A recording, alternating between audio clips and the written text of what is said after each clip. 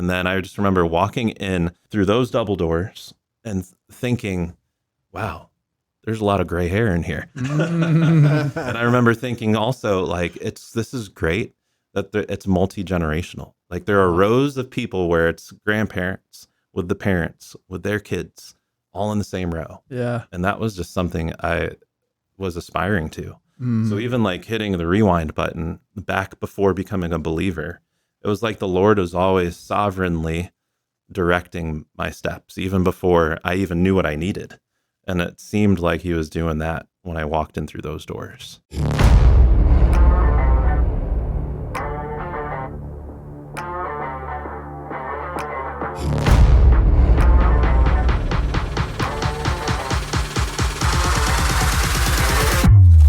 This is Fixed on Jesus.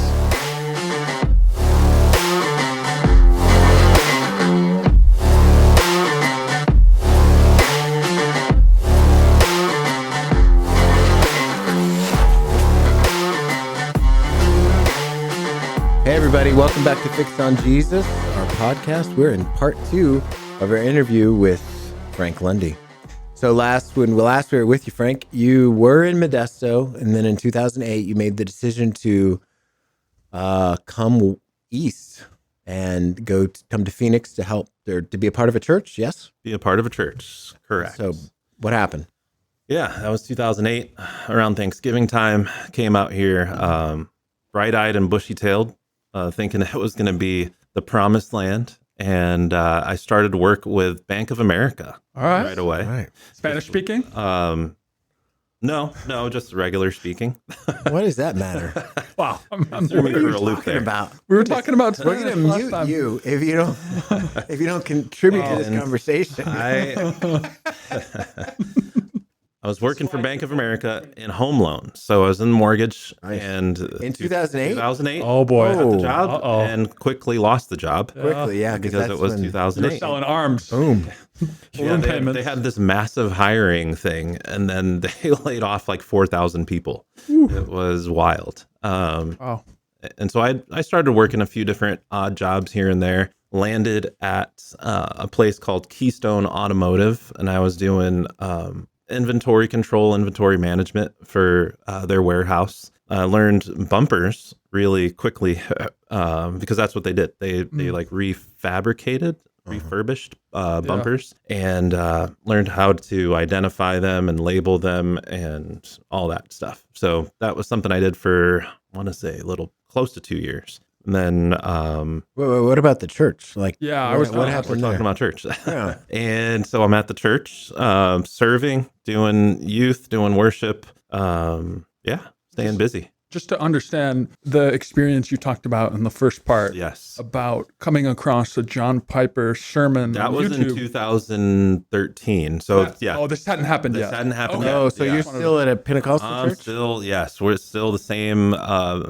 denominational heading or family of churches, whatever you want to call it. And so I'm there from 2008 till about 2013 At the church here in Arizona somewhere. in Arizona. Yeah. Sorry, I'd say actually 2012. Yeah. It was about Does it exist 2012. still? Does the church still Yeah. exist? Yeah. Oh, good. And so I'm there plugging away, and I had a friend who was starting to just come across a lot of this stuff on YouTube. John Piper, Matt Chandler, CJ Mahaney. I was introduced to a message by CJ Mahaney on the heart being an idol factory. I don't know if you remember. Oh, I remember that that one. one. It's a great Front one. row. Front row. It was fantastic. Yeah. And then the NA band, the NA band. NA is how you say okay. that. Not I thought it was nah. the NA band. New attitude. Is what New that was, attitude. Oh. So I heard All I Have Is Christ. And Yeah. I just remember hearing that song like, wow, that's amazing. Like, there are not a lot of songs like that.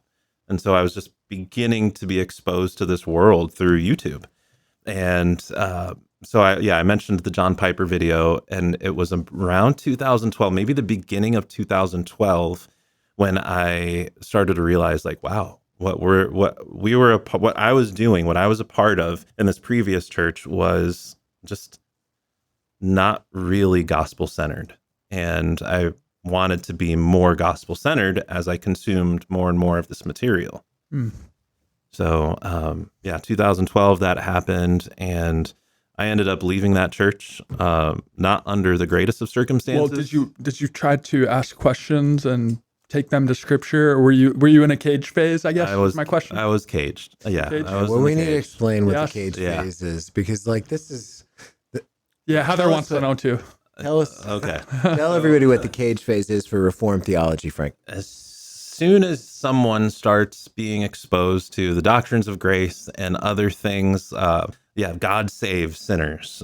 We aren't the ones who initiate our salvation. God's the one who's planned it, who chooses us, who has made it possible for us to be saved and actually does the saving.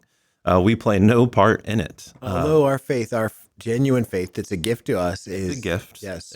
So yes, there's some. What are the Frank tendencies of might these still people? be in the cage phase. I don't know. I just got out. So. So I'm exposed to this stuff, and I'm doing life with people who aren't exposed to it.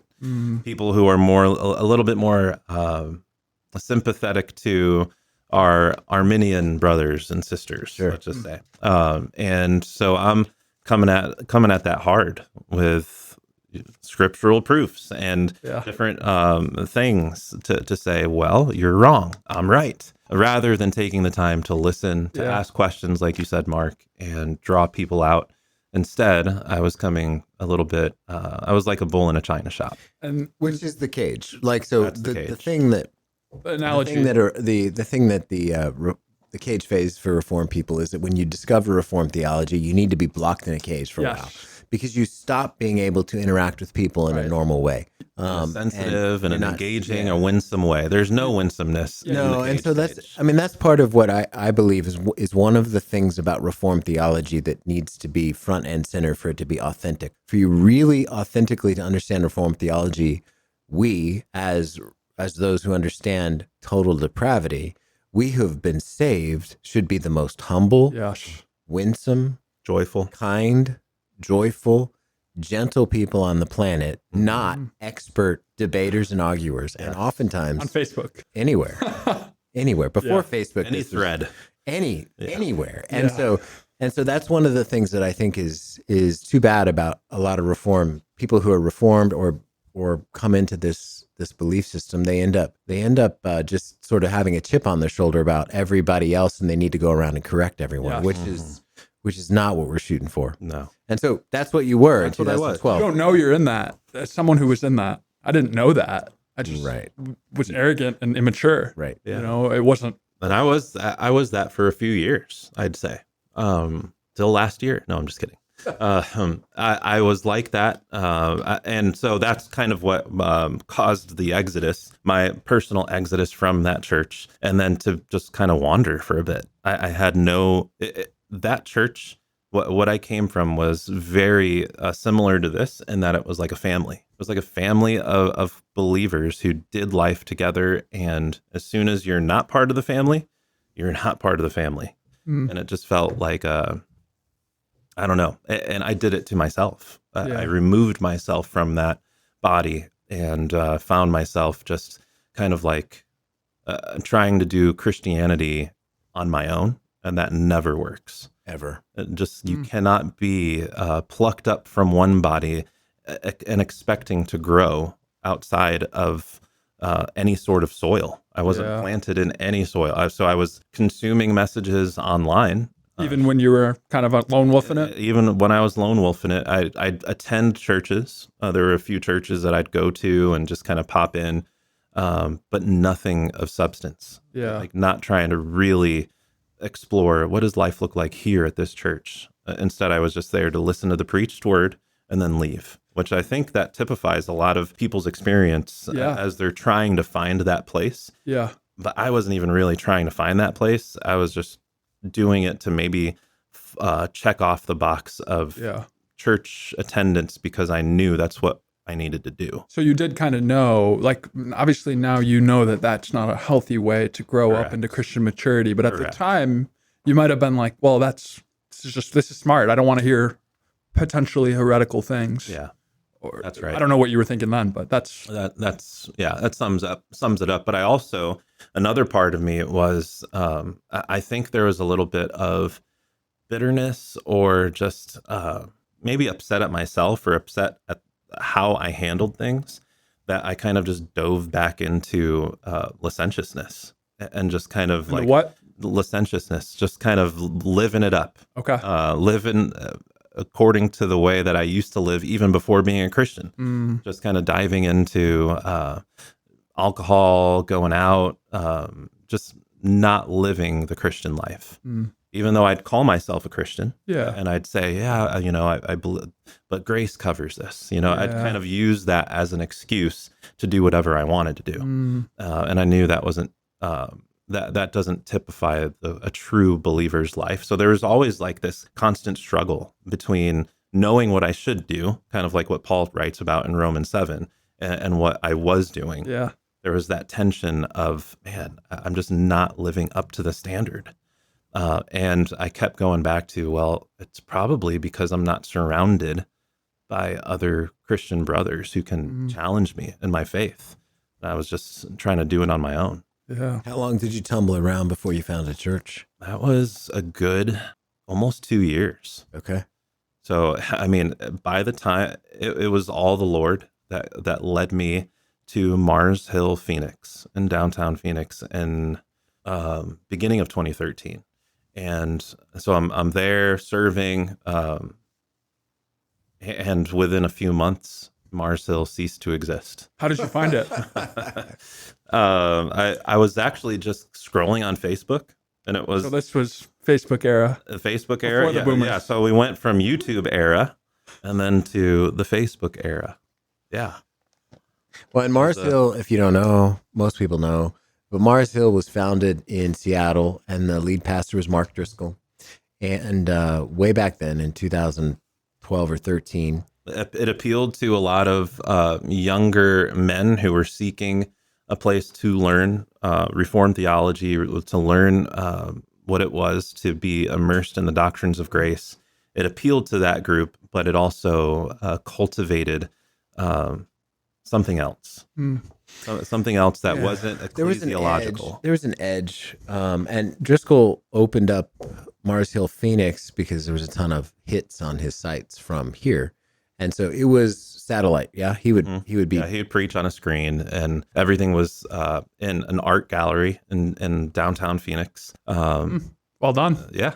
It definitely drew a crowd. Yeah, it drew a crowd for a little while, and then when people were called upon to serve, and it was a church plant, and it got hard, and the crowd started to dissipate as the news started to hit the well, what news? I mean, like, just give maybe maybe high level. Seconds, yeah.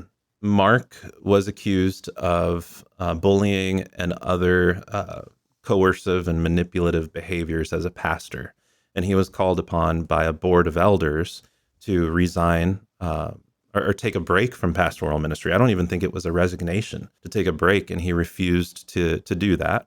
And he just stepped away from the church entirely. And the church ceased to exist. And the church just ceased to be incorporated, ceased to exist. However, in that form. However, a lot of the churches that were satellite churches continued to meet as bodies. And here in Phoenix, we have Phoenix Bible Church, great church led by Tim Birdwell, doing great work in the Phoenix area. So, and that was originally a Mars Hill plant. Was originally Mars Hill. Satellite plant. Tim, I believe he moved out here 9 months or 6 to 9 months before everything folded. So he was out here with his young kids, his wife, moving out here. Mark Driscoll? Tim Birdwell. Tim Birdwell moved out here with his family, thinking that this pastoral ministry gig was going to last, and then it shifted into a total church plant. Yeah.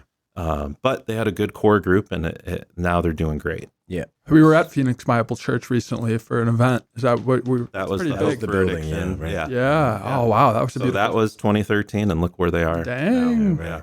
The Lord's good. Yeah. So you're there from how long? So you're there, and like what? Yeah. But you're here now. So like what happened? 11 years went by. Yeah. Give or take. Yeah. So I'm there in 2013, and I laid my eyes upon my beautiful bride. I saw her serving, just kind of walking around, and I leaned over to a buddy of mine and told him, I'm going to marry that girl. Oh, wow. Before I even met this girl. And before you knew what a prophetic word was. He definitely knew. I knew what that meant. He knew what that was.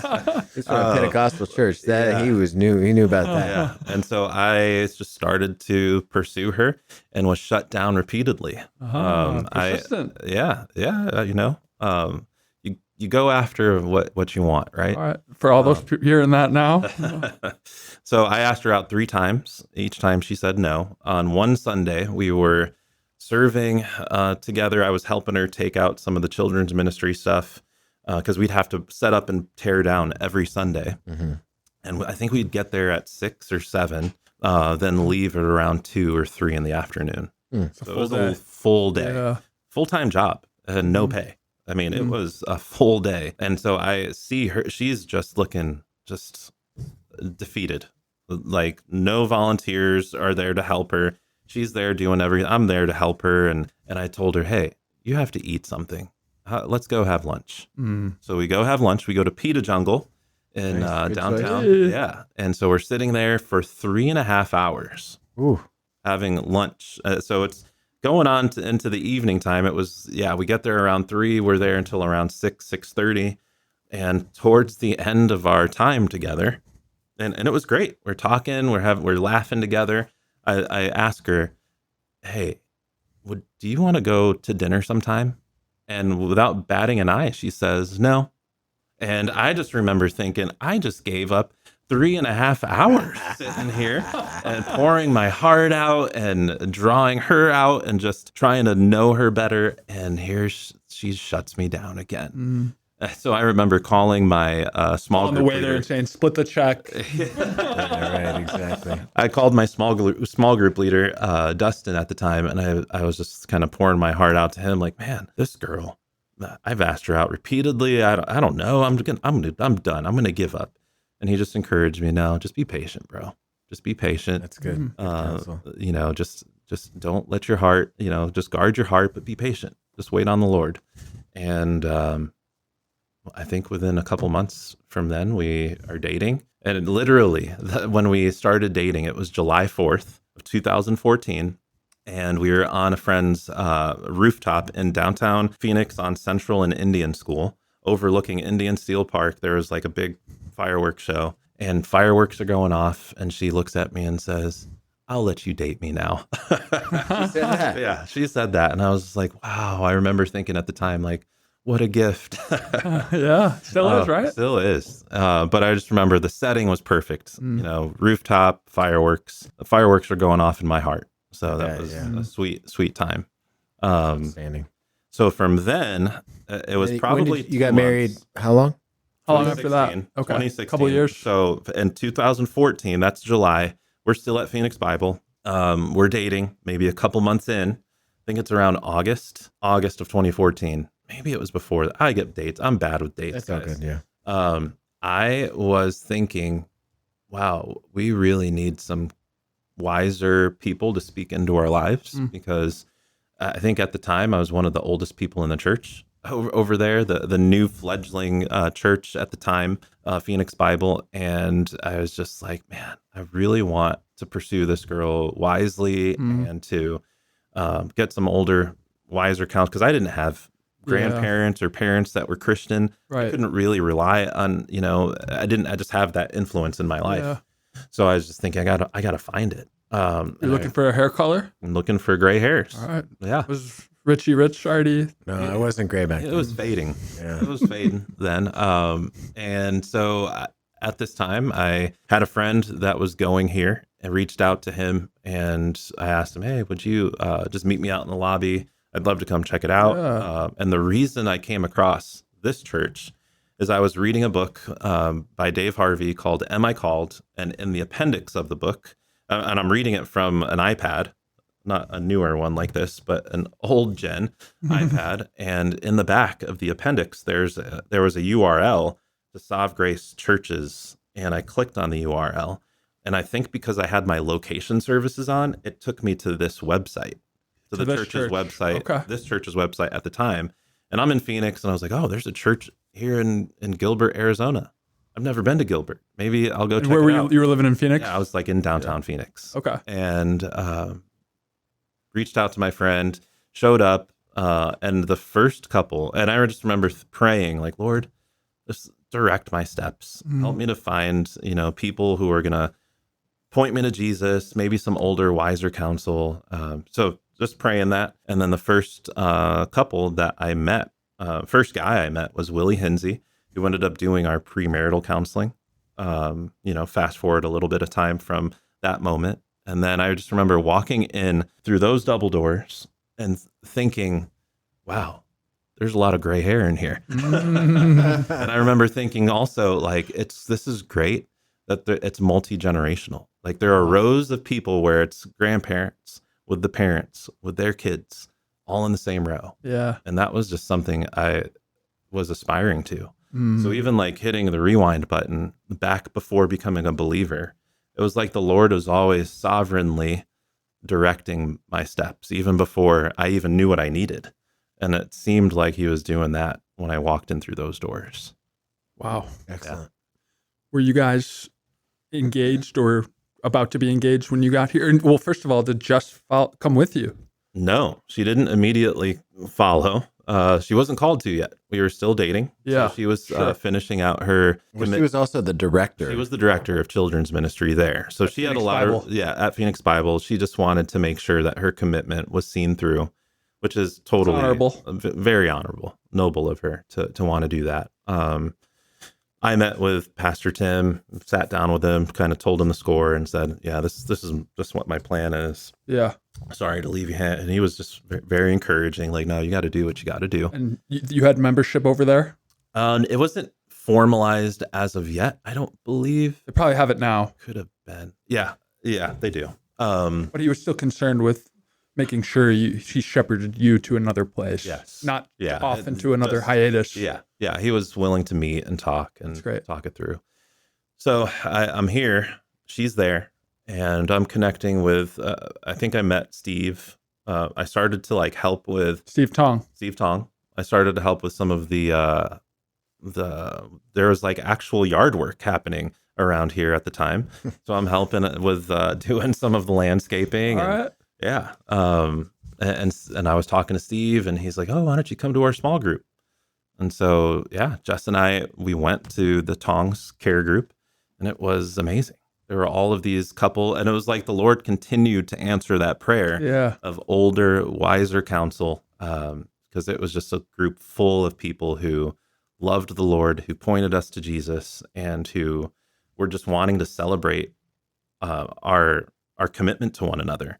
So when I did propose, they threw us a very sweet engagement party where the Tongs backyard was turned into a nice formalized setting with lights, cantina lights, and a table with a nice centerpieces. It was really cool. Wow, that's awesome. Yeah, they just wanted to celebrate us, and it was sweet.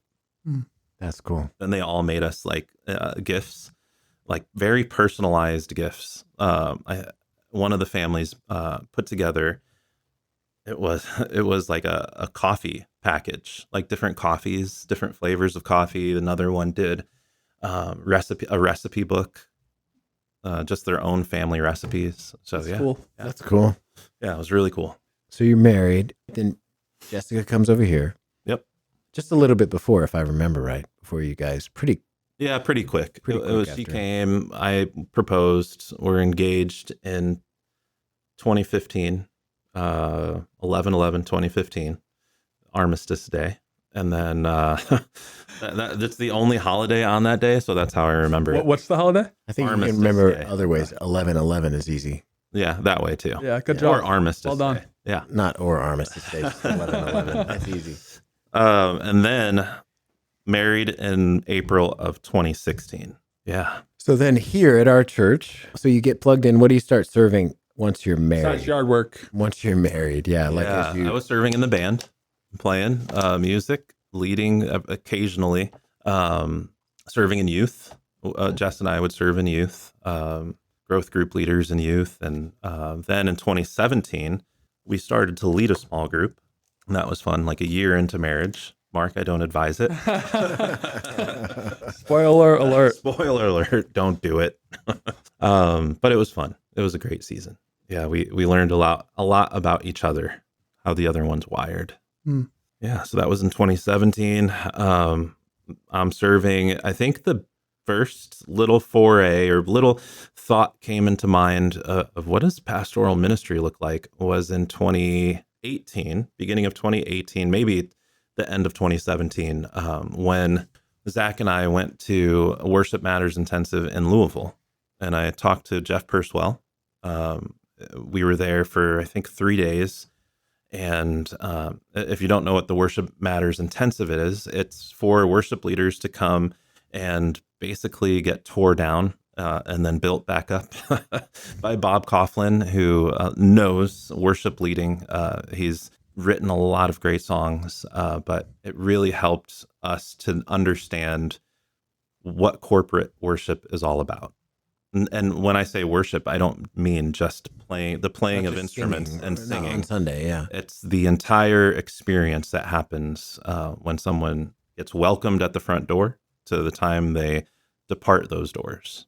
All of it is worship corporately, and then of course all of life is worship. So right. It was a very sweet experience to go to that. But I had a conversation with Jeff Purswell about just the pastor's college, and then he just said, Frank, you should come to the pastor's college. Talk to Rich about it. And I was like, okay, I'll talk to him. And that kind of started a conversation. Gosh, it's 2017, I think. Yeah. We've been talking about it a while. Yeah. I remember one Sunday after I preached, I don't know if you recall this or not. Just FYI, when you come up to someone right after they preach, they're not their sharpest. Just because you just have you got a sharp handshake after. Well, that's you got a strong handshake after you preach. Anyway, after I finished preaching, Spirit's work and that unction, the unction. Yes. After I preached one Sunday, I don't even remember what it was on or anything. Frank's the first person who I made a beeline to that stage. I guess. Do you remember? No, I don't. So he goes, "I'm ready to plant a church." Wow. And I was like, full of zeal. Okay, well, let's okay, well, let's talk about it more. Let's get coffee. And then you ended up coming back. Yeah, I mean, I want to be trained. I want to be equipped. I want to be led into the process. But man, my heart is for ministry. And so others were on the team, were involved, but we started talking 17 or 18. Yeah. Yeah. I'm glad that didn't happen right away. Yeah. There were some things we went through before that, right? Yeah, there definitely was. Both in your life and then also in the life of the team. Yeah. I remember one time we had a conversation as we were talking about ministry. And you said, I just don't know that, there's just no place for me to serve here. Remember that? Yeah. And I said, well, you never know. And here you are as an elder on the team. Yeah. Now, as we talked about ministry, the thing that was jumping to the front of the list for you when it came to ministry was planning a church. Yeah. And that was the thing that was really making you excited. And then that shifted. And so we'll talk about that next time. Yeah, that's a good cliffhanger. I like that. And we'll talk about how that shifted, why it shifted, and other things. Cool. Yeah. Thanks for sharing how you got here and the different ways you served. And if you're listening to this and you have questions, feel free to reach out at production@centergilbert.com and tune in for part 3 coming soon. See you next time. We will Do not rejoice. sing, I Mark. don't know the rest of the I can't words. believe you don't know that song. But anyway, please stop. I will be This glad. is- of Ears it. are bleeding right now. Can we sing a hymn in ready? between episodes? No, All right. stop singing. I have a headphones on and I can hear you too well. Are we ready, Heather? I'm ready. Okay. Are you ready, here we go. Rich? Yes, I'm Okay. ready. You sure?